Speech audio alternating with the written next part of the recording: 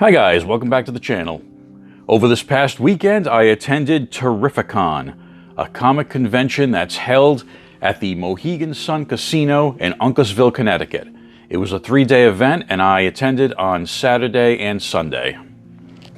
Terrificon, formerly known as Connecticut Comic-Con, has been around for quite a while. In 2015, it moved to Mohegan Sun, which is a gorgeous facility. There is, of course, gambling and gaming, restaurants, shops, a concert arena, 2 convention centers, and a hotel. Everything is enclosed in one facility, and there's free parking, which is great. So you can walk around the convention a bit, then go out to a restaurant, do a little gambling, hit some shops, go back to the convention. It is a great place, and it's always a very relaxed atmosphere.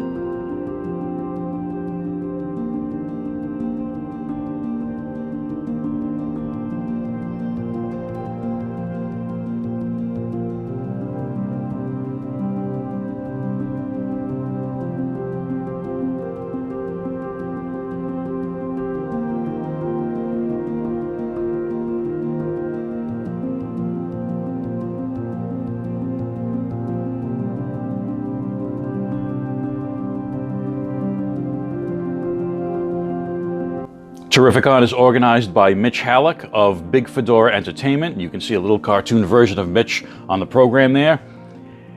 And he does keep the emphasis of this comic convention on comics. There are movie and television celebrities, there are voice actors, there's a lot of people to meet, but the emphasis has always been on comics. And this is the biggest gathering of comic creators in any convention in New England. There are 2 panel rooms at the convention where panels are held all weekend. One room is specifically for movie and TV panels, while the other room is all about comics. Q&As with creators, how-to panels on breaking into comics, retrospectives and histories of different characters. This year's convention celebrated the 60th anniversary of The Amazing Spider-Man. So if you're in the New England area and you're a big fan of comics, Terrificon, in my opinion, is the one convention each year that you have to go to. Because like some of the other big conventions in Boston or Providence, it hasn't been completely taken over by Hollywood celebrities and high-priced autograph and photo op sessions. As I said, I attended Saturday and Sunday. Saturday was very, very busy. There were a lot of people there. Very difficult to move around the floor at some points, almost impossible to take any video. That's why you see a lot of still photos in this video. But even though it was crowded, it was a great atmosphere. Everyone was having a very good time.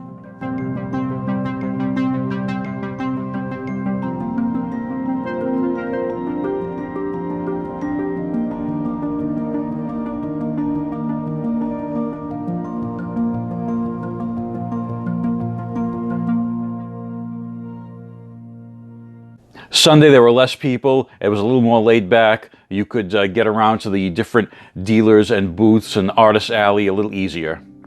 In the dealer room, as soon as you walked in, there was a huge booth of all Funko Pops. This dealer must have had well over 2,000 or 3,000 different Funko Pops on sale.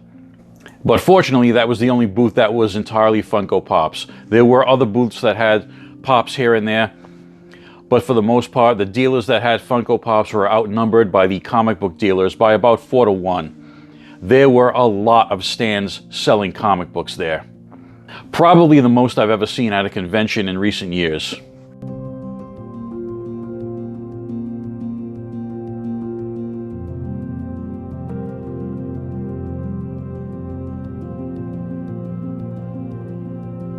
Other than comics, there were a lot of other artists and artisans selling their wares. Of course, there were a lot of artists that were selling prints of their work.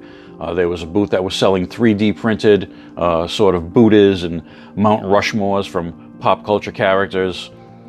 There were a couple of booths that were selling custom Lego minifigures. I see those all the time at conventions. As far as toys, there were a few people selling new toys, Marvel Legends, Black Series, etc. Of course, they were convention priced. People were getting upwards of $30 for Marvel Legends, new McFarlane DC figures, things like that. So I wasn't much interested in looking through the new figures and paying convention prices for them when I know I can get them cheaper elsewhere. There wasn't a huge assortment of vintage toys, and when I did see them, they were, of course, exorbitantly priced, as many vintage toys are these days, especially at conventions.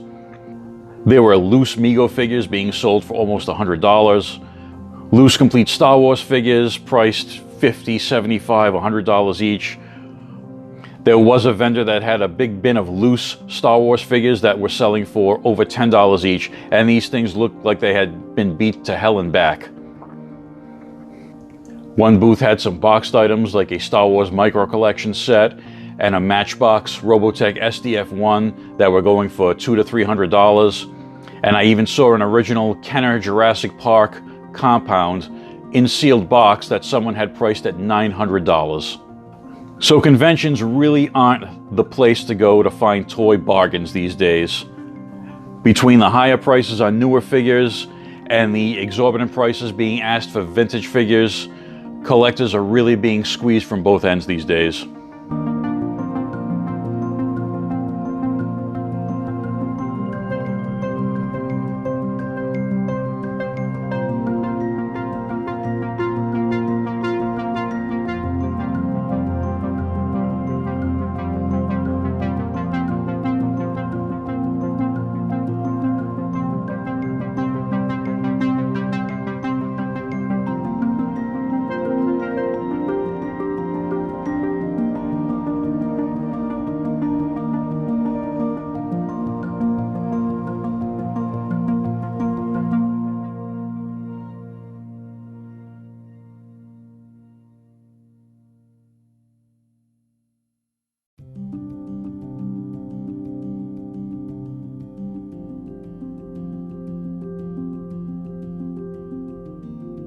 One of my favorite things to do at these conventions is meet some of the comic book writers and artists who worked on all the comics I read when I was growing up. But one thing I did notice is that more comic book creators are charging for autographs these days when that was not the case in the past. Previously, when I went to conventions, artists may charge a small fee or even just ask for donations to the Hero Initiative or things like that for their autograph. But now a lot of these guys are charging about $20 per signature on items.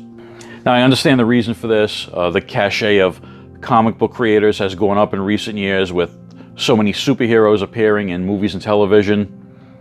And also the practice of grading and slabbing comics has gone way up, especially autographed comics. I've been to conventions where I've seen guys with wheeled dollies full of long boxes going around the convention floor, getting hundreds of comics signed at once. And realistically, a lot of these creators kind of got screwed by Marvel and DC back in the day. They don't have a golden parachute or retirement funds. A lot of them don't even have medical benefits from the company. It was all work for hire back then. So if they can get paid now for work they did in the past, I don't begrudge them that. I like to see that happening for them. But when you're going to a convention on a budget and everyone's charging, it does hinder you from getting all the autographs you want.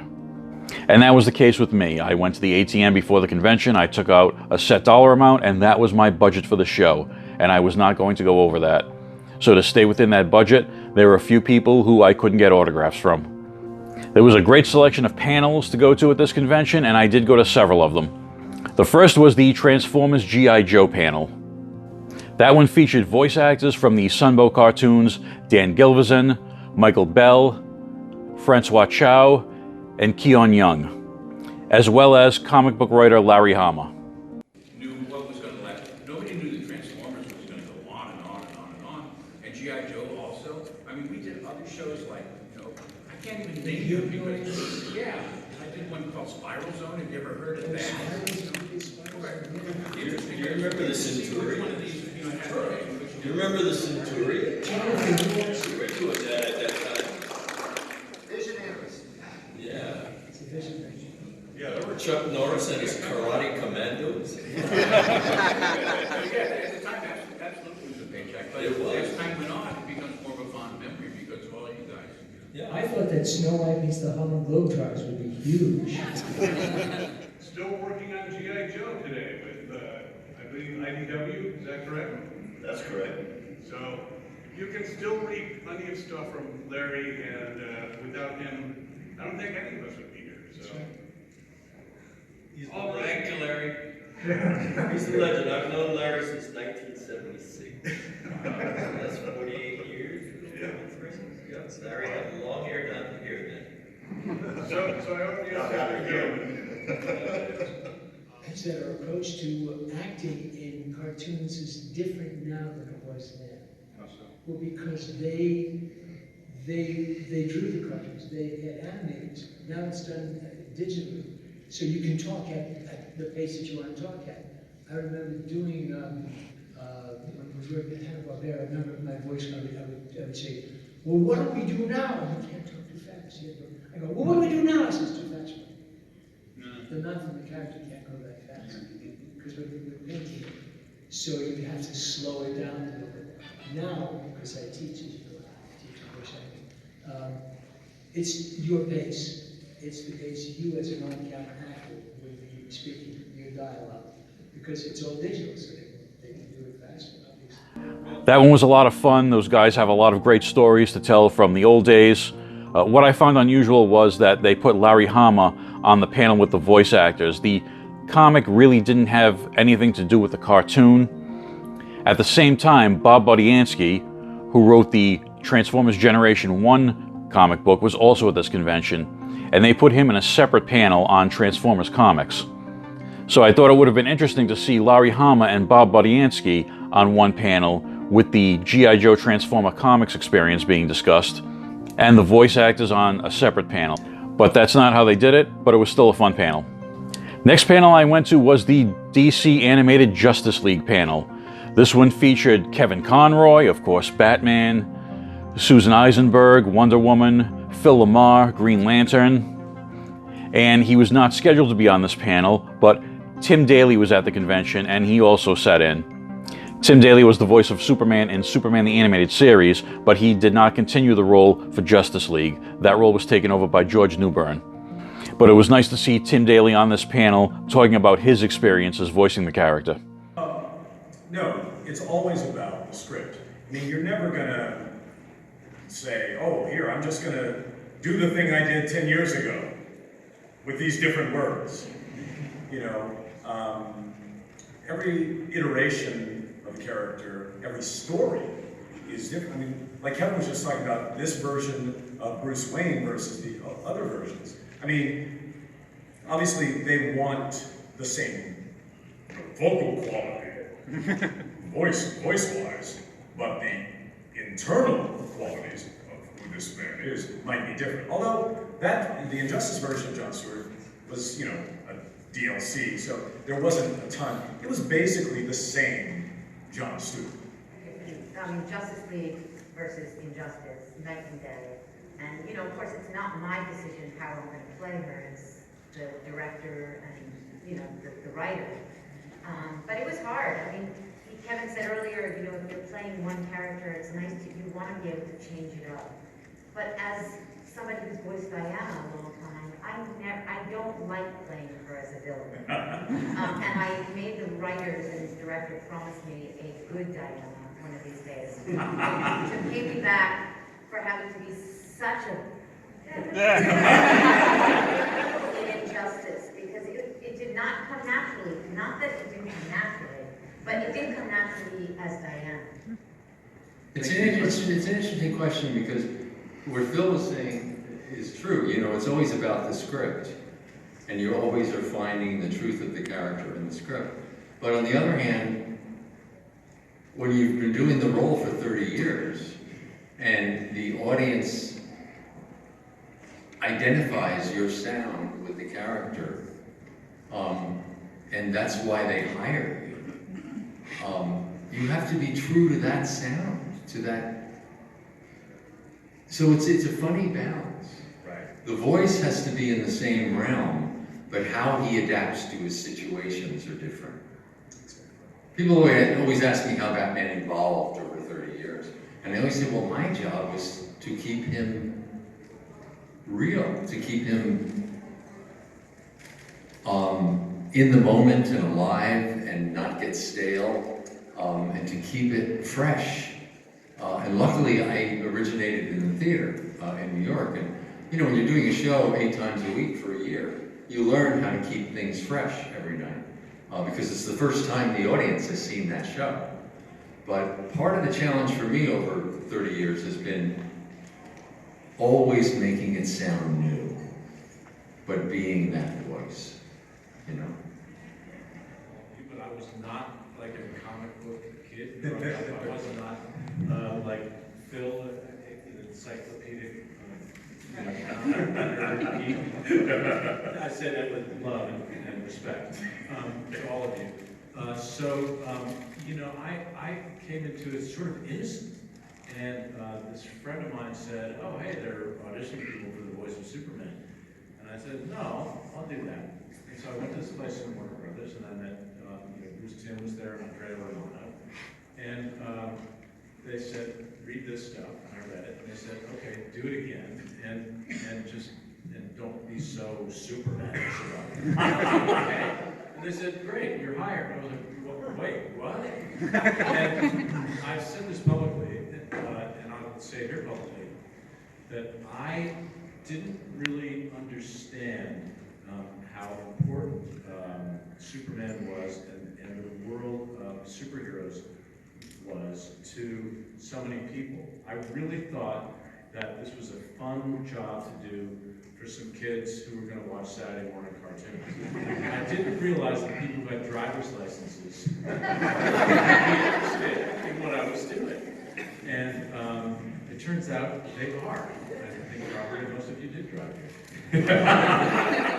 So it took me a while to understand that, you know, I had a certain responsibility to this character, and that the character was so meaningful to so many people of all generations. Kevin Conroy, I was wondering if you have a favorite badass quote from Batman. Give us your best line. I want you to remember, Clark, in all the years to come, in all your private moments, I want you to remember my hand at your throat. I want you to remember the one man who beat you.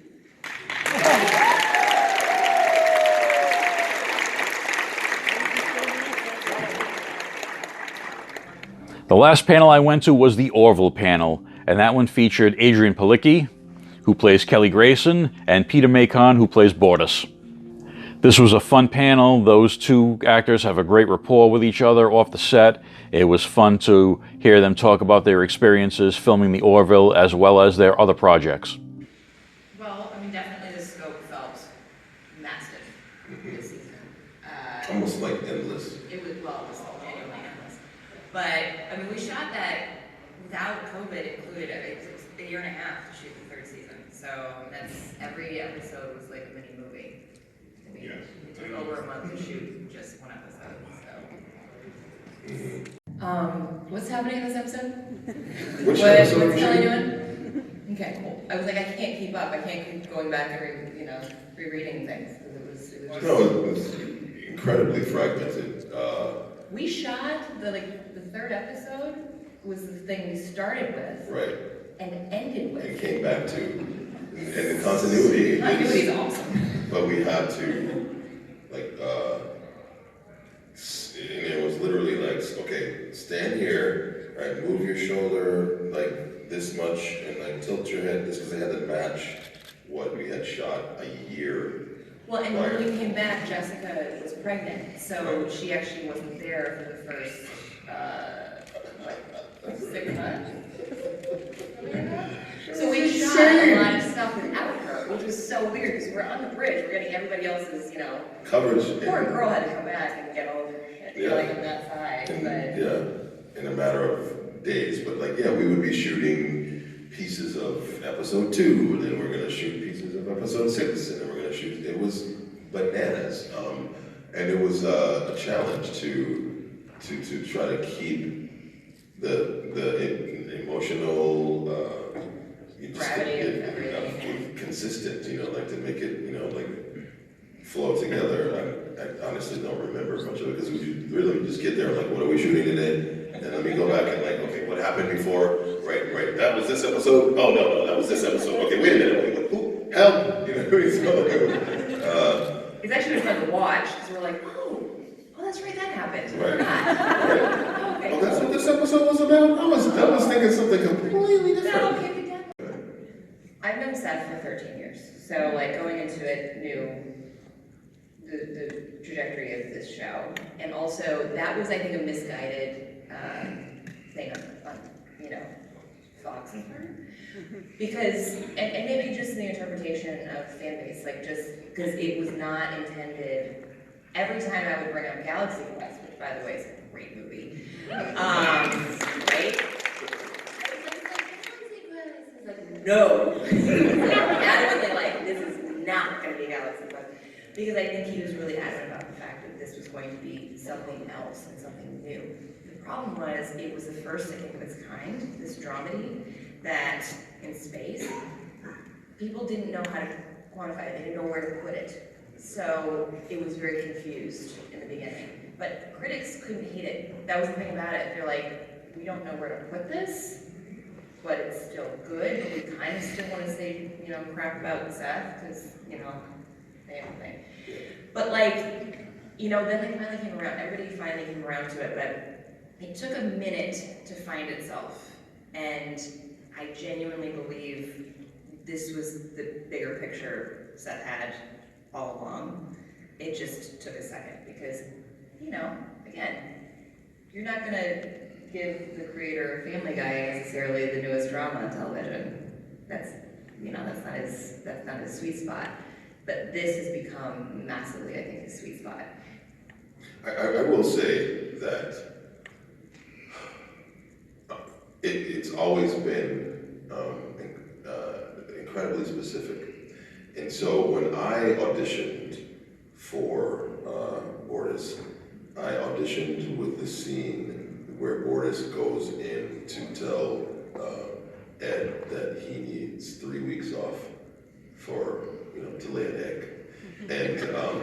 And when I was preparing the audition or preparing the scene, Peter wanted to try to make a funny by saying, so Ed asked Bortus so you lay eggs? And he's like, yes.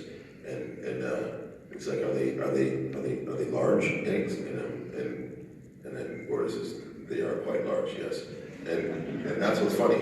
Peter wanted to say, they are quite large, yes. I wanted to comment on it. And Seth, being the comedic genius, because comedy is math, comedy is technical, it's got to be right in this sweet spot. And he has a thing that he calls, don't put a hat on a hat.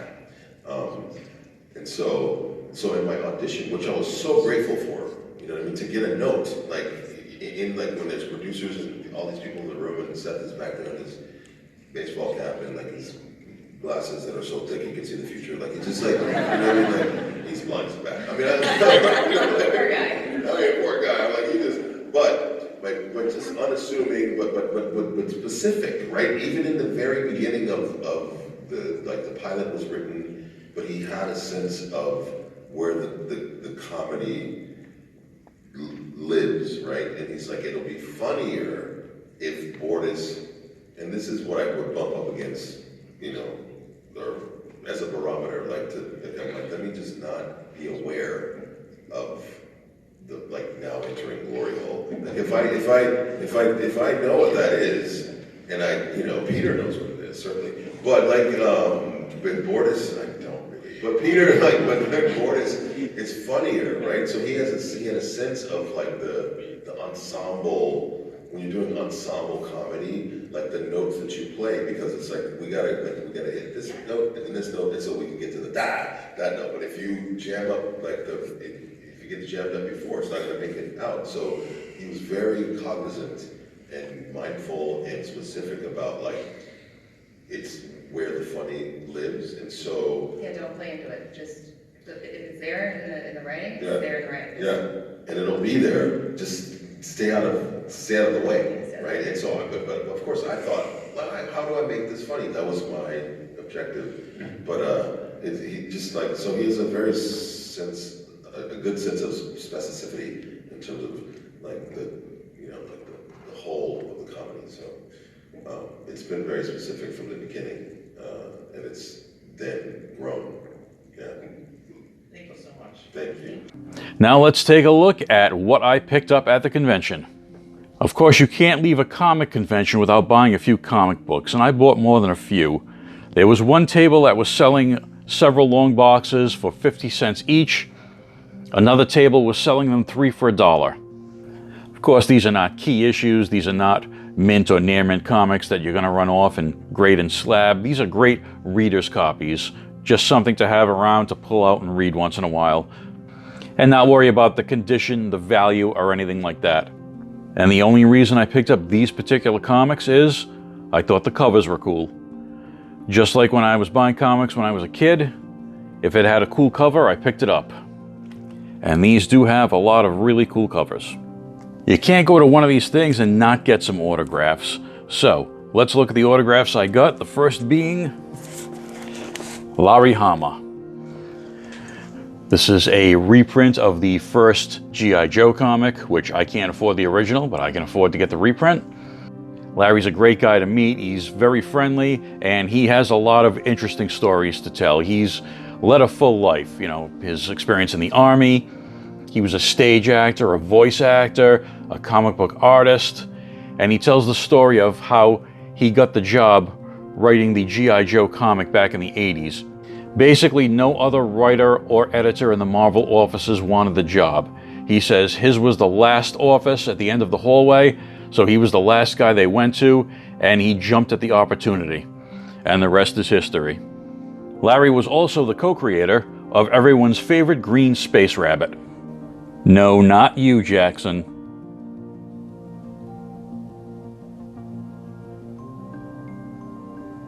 Of course, I'm talking about Bucky O'Hare. And this is Echo of Future Past number 3, the first published appearance of Bucky, which I had signed by Larry, as well as artist Michael Golden, who was also in attendance there. And besides the comic, I also got this action figure of Bucky signed by both Larry and Michael Golden. So that's going to look nice on the wall. As I mentioned earlier, Bob Budiansky was in attendance also. Bob was the writer on the original Generation 1 Transformers comic, and he also created all the original tech spec bios for the toys. Last time I met Bob several years ago, I asked him to sign this Transformers comic for me. This time around, I had him sign this #1 issue of the Submariner miniseries from, I believe this was 1984, and Bob actually wrote and drew this Submariner miniseries, so I thought that was a good one to get signed by him. My last comic book signature from the convention was John Romita Jr., and this is a reprint of the first appearance of the Hobgoblin. John signed it right there. John Romita Jr., if you've never met him, he is a super friendly guy, and he is a rock star. He definitely had one of the biggest lines at the convention because he is such a great guy to meet. John worked on this original issue with his dad, John Romita Sr. They both did the artwork for it. I asked him how his dad was doing, which he really appreciated. He said, "Thanks for asking, man. It's a New York thing." My last 2 autographs are both from voice actors. First up is Dan Gilvison. Dan was Bumblebee on the Transformers Generation 1 cartoon. Before that, he played Peter Parker on Spider-Man and His Amazing Friends, and he's had a long, distinguished career in voice acting. And lastly, we have legendary voice actor Michael Bell. Michael has had a long and distinguished career in voice acting. He started out with Hanna-Barbera in the 1970s. In the 80s, he, of course, played Duke, as well as Zaymot Blowtorch on G.I. Joe. On Transformers, he was Prowl, Sideswipe, Scrapper, and several other characters. And these days, he actually teaches voice acting. I had mulled over getting these signatures on reissues of the original toys, but then I decided to go with the reaction figures because these actually represent the animated characters that these gentlemen voiced. So that's my report on Terrificon 2022. I will definitely be back in 2023. This is the only convention that I will consistently go to year after year, regardless of what celebrities are showing up or what comic book creators are there. Regardless of who is there, it's always a great time, a great venue, and it's always a lot of fun. So thanks for watching, and I'll see you in the next video.